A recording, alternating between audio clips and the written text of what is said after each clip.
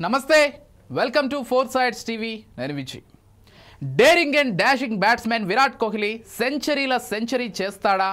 37 ఏళ్ల వయస్సులో వరుస సెంచరీలతో దూసుకెళ్తున్న కోహ్లీ 100 సెంచరీలు చేయాలంటే ఎంతకాలం ఆడాలి, ఎన్ని మ్యాచ్లు ఆడాలి?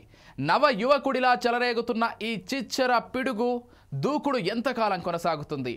అతని ఫిట్నెస్ బాడీ ఎంతకాలం సహకరిస్తుంది? టెస్ట్లకు టీ20లకు రిటైర్మెంట్ ప్రకటించిన విరాట్ ఇప్పుడు కేవలం వన్డేల్లో ఆడుతూ ఈ ఫీట్ సాధించగలడా? మళ్ళీ టెస్టుల్లోకి టీ20లకి వచ్చే ఛాన్స్ ఉందా? అతని సెంచరీకి కోచ్ గంభీర్ బీసీసీఐ సహకరిస్తుందా? ఈ ప్రశ్నలన్నింటికీ సమాధానం కావాలంటే ఫోర్ సైడ్స్ టీవీ ప్రత్యేక కథనాన్ని చూడాల్సిందే. అంతర్జాతీయ క్రికెట్లో సెంచరీ చేసిన ఏకైక మొనగాడు సచిన్ టెండూల్కర్. టెస్టులో 51, వన్డేల్లో 49 సెంచరీలు సాధించాడు. అందుకే అతన్ని క్రికెట్ దేవుడు అని పిలుస్తారు. ప్రస్తుతం విరాట్ కోహ్లీ 84 సెంచరీలతో సచిన్ తర్వాతి స్థానంలో కొనసాగుతున్నాడు.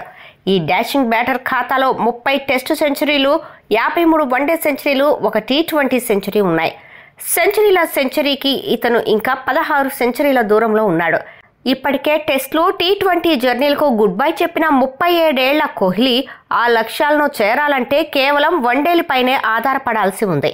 కోహ్లీ సెంచరీల స్పీడ్ను ఓసారి పరిశీలిస్తే విరాట్ 296 వన్డే ఇన్నింగ్స్లో 53 సెంచరీలు చేశారు. అంటే ప్రతి 5.6 వన్డే ఇన్నింగ్స్కు ఒక సెంచరీ చొప్పున సాధించాడు. కోహ్లీ రీ ఎంట్రీ తర్వాత దూకుడుగా ఉంది. రీ ఎంట్రీ అతడు 4.4 ఇన్నింగ్స్కు ఒక సెంచరీ చొప్పున సాధిస్తున్నాడు. ఈ లెక్కన చూసిన కోహ్లీ 2027 ప్రపంచ కప్ వరకు గ్యారంటీగా ఆడతాడనే టాక్ ఉంది. అప్పటి వరకు భారత జట్టు 30 నుంచి 35 వన్డే మ్యాచ్లు ఆడే ఛాన్స్ ఉంది.